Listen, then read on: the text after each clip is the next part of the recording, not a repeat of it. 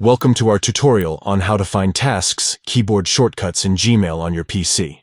In this video, we will guide you through the simple steps to help you access and utilize keyboard shortcuts for managing your tasks within your Gmail account. Let's get started. Step 1. Open Gmail on your PC by launching it from your browser or desktop shortcut. Step 2. On the right-hand side, locate and click on Tasks. This will open your Tasks panel. Step 3. Next to Add a Task, click on More. This will open a drop-down menu with additional options. Step 4. From the drop-down menu, select Keyboard Shortcuts. This will display a list of keyboard shortcuts available for managing your tasks in Gmail. By following these quick steps, you can easily find tasks keyboard shortcuts in Gmail on your PC. These shortcuts can help you save time and navigate through your tasks more efficiently.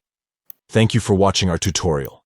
If you found this information helpful, please consider giving this video a thumbs up and subscribing to our channel for more useful tutorials. Enjoy a streamlined task management experience with Gmail's keyboard shortcuts.